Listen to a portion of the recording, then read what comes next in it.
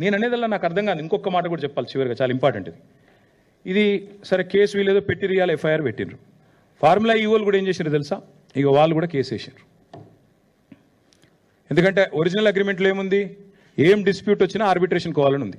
అందుకే వాళ్ళు ఏం చేసిండ్రు, వీళ్ళు ఇంటర్నేషనల్ చేంబర్ ఆఫ్ కామర్స్ అక్కడ వాళ్ళు ఆల్రెడీ ఆర్బిట్రేషన్ కూడా ఫార్ములా ఈకి ఎంఎన్యూడి డిపార్ట్మెంట్ మధ్యన జరుగుతున్న ఈ తగాదా తెలుసండి. ఎట్లా అయితే మాంట్రియాల్కి సంబంధించి ఇందాక నేను చెప్పాను మీకు, మాంట్రియాల్ ఇది మీరు చూడండి, మాంట్రియాల్లో కూడా ఇట్లే రేస్ క్యాన్సిల్ అయింది. క్యాన్సిల్ అయినాక మరి ఫార్ములా ఈ వాళ్ళు వాళ్ళతో లిటిగేషన్ పోయినరు. ఆఖరికి $3 మిలియన్ లిటిగేషన్ సెటిల్ అయింది. అట్లాగే సెటిల్ చేయాలన్న ఉద్దేశంతో హరీష్ సాల్వే అనే ఒక ప్రముఖ లాయర్ ఉంటారు. ఆ లాయర్ని పెట్టుకొని వీళ్ళు లండన్ నుంచి వీళ్ళు ఈ ఆర్బిట్రేషన్ ప్రొసీడింగ్స్ కూడా వీళ్ళు స్టార్ట్ చేశారు. ఇది ఏది చెప్తలేదు ప్రభుత్వం. ఫార్ములా ఈవోలు వీళ్ళ మీద కేసు పెట్టింది చెప్తలేరు, పైసలు అడుగుతుందో చెప్తలేరు, ఎందుకు రేసు పోయిందో చెప్తలేరు, ఆ పైసలు నిక్షేపంగా ఉన్నాయి, మొదటి 2 ఇన్స్టాల్మెంట్లు అక్కడనే వాళ్ళ దగ్గర ముట్టినాయి అని వాళ్ళు పంపిన రిసీట్లు చూపెడతలేరు, 3వ ఇన్స్టాల్మెంట్ మీరు కట్టలేదు కాబట్టి రేస్ క్యాన్సిల్ అవుతుందని చెప్తలేరు. ఆఖరికి ఎఫ్ఎంఎస్సిఐ దగ్గర వచ్చిన పైసలు, వాపసు వచ్చిన పైసలు అవి తీసుకుంటందుకు కూడా వీళ్ళు ముందుకు వస్తలేరు. This is the fact of the matter. ఇందులో ఇప్పుడు కరప్షన్ ఎక్కడుంది, కాకరకాయ ఎక్కడుంది, కేసు ఎక్కడిది, మన్నెక్కడిది నాకైతే అర్థమవుతలేదు. ఇక మీకేమైనా అర్థమైతే నాకు తెలియదు. కానీ ఇలా ఏసీబీ అట, ఏసీబీ అంటే ఏంటంటే యాంటీ కరప్షన్ బ్యూరో. కరప్షన్ లేనప్పుడు ఏసీబీ ఎడికి వస్తుంది? ఏం కేసు ఇది? అసలు మెడకాయ మీద తలకాయ నోడు పెడతాడా ఈ కేసు? అసలు ఎవడన్నా దివానాగాడు తప్ప, హౌలగాడు తప్ప ఎవడన్నా పెడతాడా ఈ కేసు? అందుకే అంటున్నా, ఇలా కన్ఫ్యూజ్ అయ్యేది లేదు, ఏం లేదు.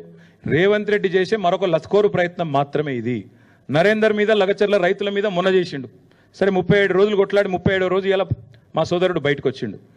మా మీద కూడా కేసులు పెట్టి సతాయిస్తా అనుకుంటే నేను ఒకటే చెప్తున్నా రేవంత్ రెడ్డికి, మేము ఒక ఉద్యమ నాయకుడి బిడ్డలం, ఉద్యమ నాయకుడి సైనికులం.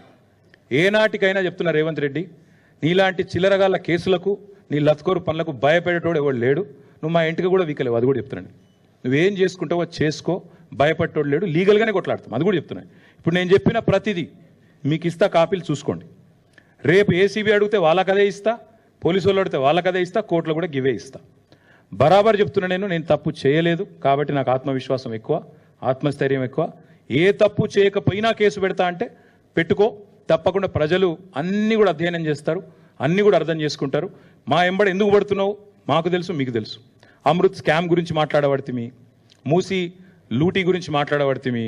మరి మీరు చేస్తున్న అరాచకాలు, మీ అన్నదమ్ములు ఇవాళ అదానీ గారి సిమెంట్ ప్లాంట్ కోసం కొడంగల్లో చేస్తున్న అరాచకాలను ఢిల్లీ స్థాయిలో ఎక్స్పోజ్ చేస్తుమి.